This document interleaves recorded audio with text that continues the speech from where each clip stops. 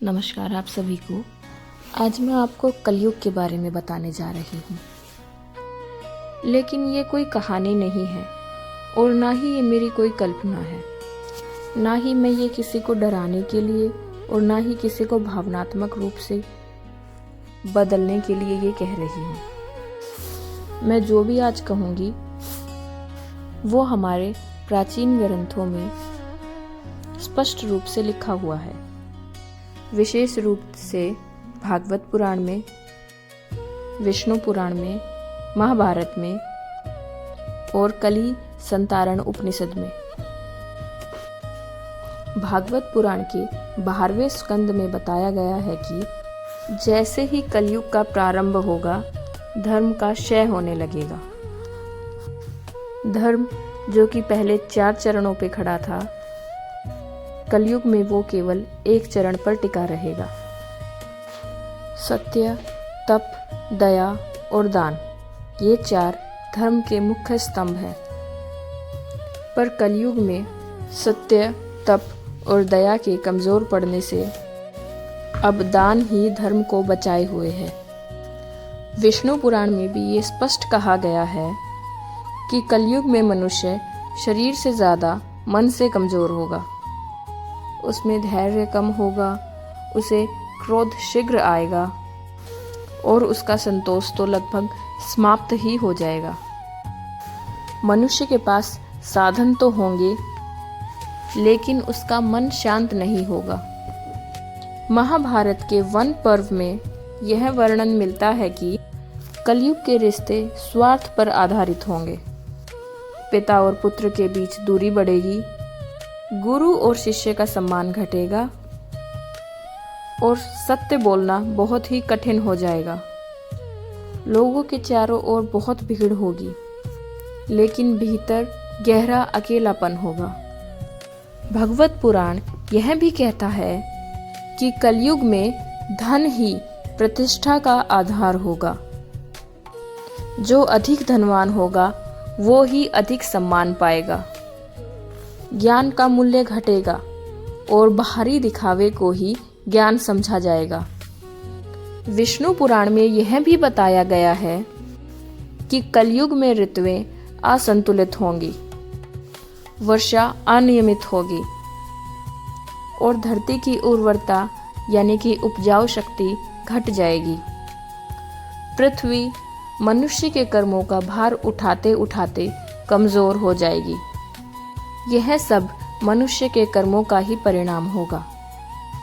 अब तक हमने शास्त्रों के आधार पर बात करी, पर अब जरा वास्तविकता की जांच करते हैं। भागवत पुराण के अनुसार कलयुग की कुल अवधि 4,32,000 वर्ष मानी गई है। बात करें तो अब 2026 चल रहा है, लेकिन हमारे शास्त्रों और पांचांग की समय गणना इससे अलग है। हिंदू कैलेंडर के अनुसार आज हम विक्रम संवत 2082 के अंतिम चरण और विक्रम संवत 2083 के शुरुआत में खड़े हैं। हमारे शास्त्रों के अनुसार कलयुग का आरंभ भगवान श्री कृष्णा के पृथ्वी से प्रस्थान करने के बाद हुआ था। हिंदू परंपरा के अनुसार वह समय 3102 ईसा पूर्व माना जाता है। यानी हिंदू पांचांग के अनुसार कलयुग को शुरू हुए लगभग 5100 से कुछ अधिक वर्ष बीत चुके हैं। हम कलयुग के प्रारंभिक चरण में ही हैं अभी, यानी कलयुग का 1% से भी कम भाग अभी पूरा हुआ है। अब जरा सोच के देखिए, इतने प्रारंभिक काल में ही मनुष्य मानसिक रूप से अशांत हो चुका है, संतोष समाप्त हो चुका है, रिश्ते कमजोर पड़ रहे हैं और प्रकृति असंतुलित दिखाई दे रही है। यह वही स्थिति है जो पुराणों में और शास्त्रों में कलयुग के लक्षण के रूप में बताया गया है। हमारे शास्त्र कलयुग को केवल एक समय नहीं मानते, वो इसे मानसिक और नैतिक अवस्था मानते हैं। पांचांग की यह गणना हमें समझाने के लिए है कि कलयुग अभी समाप्ति की ओर नहीं बल्कि आरंभिक चरण की स्थिति में है। अब सबसे महत्वपूर्ण बात करते हैं, कलयुग में इसके दुष्प्रभाव से कैसे बचा जाए। कली संतारण उपनिषद में स्पष्ट कहा गया है कि कलयुग में ना तो कोई कठोर तप संभव है, ना ही लंबा ध्यान संभव है और ना ही कोई जटिल यज्ञ संभव है। इस युग में केवल भगवान का नाम ही मोक्ष का सबसे सरल मार्ग है।